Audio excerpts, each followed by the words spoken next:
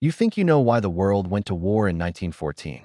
You've been fed the story of a wrong turn in Sarajevo, a bullet, an archduke, and a tragic cascade of alliances. It's a convenient tragedy. It's romantic, in a dark way.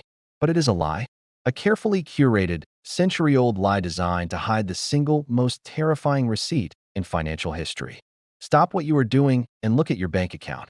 Look at the inflation eating your grocery bill. Look at the national debt clock spinning out of control. You are feeling the aftershocks of an earthquake that started over 100 years ago. The history books tell you World War I was a clash of empires. But the balance sheets tell a different story. In 1914, the most powerful banks in London, Berlin, and New York were not masters of the universe. They were insolvent corpses walking.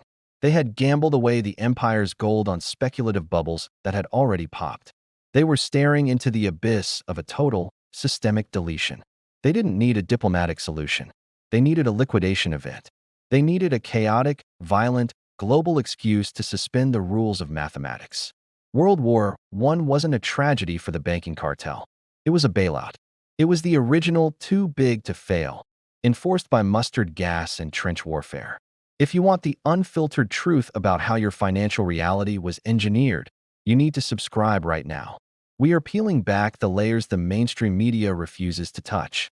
Let's rewind the tape to the year before the guns fired. 1913. To understand the crime scene, you have to ignore the politicians and look at the ledger. By late 1913, the global financial system was suffering from a massive, silent heart attack. We are told this was the Gilded Age, but underneath the gold paint, the structural steel was rotting. European banks had spent 40 years expanding credit, printing paper claims on gold that didn't exist. They had leveraged themselves to the hilt financing colonial projects in South America, railways in the Ottoman Empire, and industrial speculation that was failing to return a profit. The reserve ratios, the amount of actual cash banks kept to pay you back, had collapsed to dangerous lows. Does this pattern ring a bell? In 2008, we saw banks leverage 30-1 on toxic real estate. In 1913, they were leveraged on toxic imperial expansion. The assets on their books, Russian railway bonds, South American sovereign debt, were garbage. But they couldn't mark them to zero, or every major bank in London and Paris would have declared bankruptcy instantly. So what happened? The liquidity dried up. The smart money knew the crash was coming and started hoarding gold. The credit markets seized up. It was a silent run on the banks that the newspapers, owned by those same banks, refused to report. Let's zoom in on the specific week of July 27, 1914. The history books call it the July Crisis, referring to diplomats. But financial historians know it as the Great Liquidity Freeze. The discount market, the beating heart of global trade finance located in London, stopped beating. Why? Because German merchant banks owed British accepting houses millions, and everyone stopped paying everyone. It was a systemic seizure. The panic was so acute that the governor of the Bank of England wrote a letter to the chancellor begging to suspend the Bank Act. They secretly printed millions of pounds of emergency currency notes, called Bradburys, just to keep the ATMs of the day working. They hid this. They didn't want you to know the system had actually flatlined before the first troop train ever left the station. Sound familiar? Think about 2023. Think about Silicon Valley Bank. Think about Credit Suisse. When the tide goes out, you see who is swimming naked. In early 1914, the entire European banking cartel was naked. They were facing a deflationary depression that would have wiped out the hereditary wealth of the elite class. They had issued more paper promises than there was gold in the entire world to honor them. If peace had continued, the recession of 1914 would have exposed the insolvency of the City of London and Wall Street. The fraud of fractional reserve banking would have been laid bare for the public to see. The banks would have closed, the assets would have been liquidated, and the wealth would have returned to the people. But that didn't happen. Instead, an archduke died, and the bankers got the miracle they were praying for. When war was declared, the very first thing that happened, before a single soldier marched, was a financial suspension. The British government authorized the suspension of specie payment. That is fancy economist talk for the banks don't have to give you your money back. Overnight, the legal obligation for a bank to redeem your paper note for gold was canceled. It was a bank holiday that lasted for 4 years. They froze the exits. Imagine if tomorrow, the government said, Due to a national emergency, you cannot withdraw your cash, and we are printing trillions to cover the bank's losses. This is an ancient history. This is the playbook. They did it in 1914. They did it in 1933. They did it in 1971. And they did it in 2020. The crisis changes, but the mechanism remains exactly the same. Private insolvency is treated with a suspension of the rules. But here is where the story gets darker. This wasn't just about freezing accounts.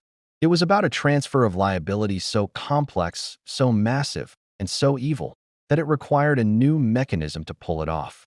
You see, the banks in London and Paris didn't just want to survive, they wanted to be made whole. They held billions in bad debts from before the war. How do you turn a bad debt into a good asset? You need a guarantor with infinite pockets. You need the taxpayer. But the European taxpayers were tapped out. They needed a fresh source of liquidity. They needed a new player in the game. A player with a massive industrial base, a naive population, and a banking system that had just been centralized under a brand new authority. They needed the United States of America. This brings us to the twist. The smoking gun. The architecture of this conspiracy wasn't built in the trenches of France. It was built on Jekyll Island, Georgia, and in the boardrooms of Lower Manhattan. You have to understand the timeline. It is too perfect to be a coincidence. December 1913, the Federal Reserve Act is forced through Congress during the Christmas holiday. The U.S. suddenly has a central bank capable of creating elastic currency and acting as a lender of last resort. August 1914, war breaks out in Europe. Do you see it? The engine was built just in time for the race. But here is the cliffhanger, the piece of the puzzle that transforms this from a history lesson into a crime thriller. The U.S. was officially neutral for the first 3 years of the war. Americans were told they were staying out of foreign entanglements. But the American banks were not neutral. The House of Morgan, J.P. Morgan and Company, wasn't just a bank. It was the unofficial supply chain of the British Empire. Morgan became the sole purchasing agent for the British and French governments in the U.S. Every bullet, every crate of food, every rifle bought in America went through Morgan's hands. But the Allies didn't have the cash to pay for it. So, Morgan lent them the money. Morgan syndicated massive loans, organizing the capital of American depositors to lend to the British and French war efforts. Billions of dollars flowed from American vaults to European battlefields. But by 1916, the Allies were losing.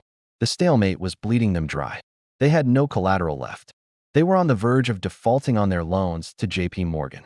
If the Allies lost the war, or even if they just negotiated a peace treaty that didn't include reparations, the House of Morgan would collapse.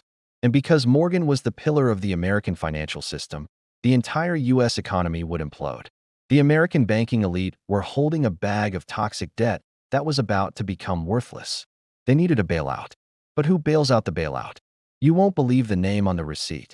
It wasn't a person. It was you. Or rather, the entity that represents your future labor. The U.S. government. The mechanism that saved the banks is what financial insiders call the sovereign private liability swap.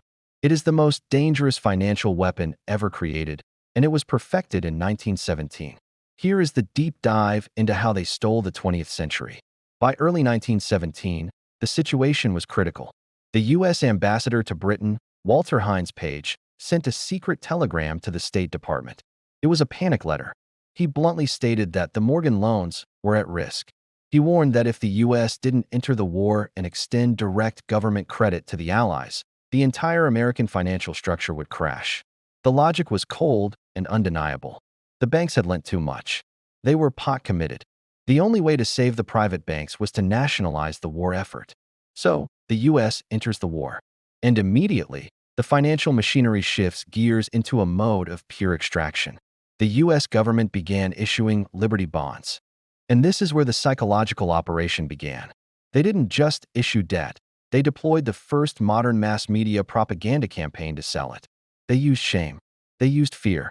4-Minute Men gave speeches in movie theaters accusing anyone who didn't buy bonds of being a German sympathizer. They weaponized patriotism to get the average worker to empty their savings account and hand it to the government. But follow the money. The American people took their savings and bought Liberty bonds. The U.S. government took that cash and lent it directly to Britain and France. Britain and France took that cash and paid back J.P. Morgan and the munition manufacturers. Do you see the loop? Step 1. Private banks lend to allies. Step 2. Allies are about to default. Step 3. U.S. Gov enters war, borrows from citizens via Liberty bonds. Step 4. U.S. Gov pays off the allies' debt to the private banks. The risk was transferred from the shareholders of the banks to the taxpayers of the United States. The banks got cash. The public got the bill. Let's look at the numbers, because numbers don't lie, they just get hidden. Between 1915 and April 1917, the Allies borrowed roughly $2.5 billion from American bankers. In 1917, that was an astronomical sum, equivalent to roughly 30% of U.S. GDP at the time. If those loans went bad, it was over. By the end of the war, the U.S. national debt had exploded. It went from $1.2 billion in 1916 to $25 billion in 1919. That is a 2,000% increase in 3 years. Where did that money go? It went to make the banks whole. The banks didn't just survive, they feasted. J.P. Morgan's assets more than doubled. The Federal Reserve, which was just an experiment in 1913, became the most powerful institution on earth. They learned that they could print money to buy government debt, which was used to bail out private corporations. This was the birth of moral hazard on a global scale. The banks learned a lesson in 1917 that they have never forgotten. If you lend enough money to the state, or to entities the state relies on, you cannot fail. You own the government. They engineered a system of privatized gains and socialized losses. When the gamble pays off, the bankers keep the profit. When the gamble fails, like it did in 1914 and 2008, the taxpayer picks up the tab through inflation and debt. And the inflation was brutal. We talk about inflation today, but let's look at the receipts from the Great War. The money supply in Britain doubled. In France, it tripled. In Germany, well, we know what happened there. This wasn't an accident. Inflation is a feature, not a bug. It is a hidden tax. By printing money to pay for the war bailouts, the governments were effectively stealing the savings of the working class to pay the debts of the banking class.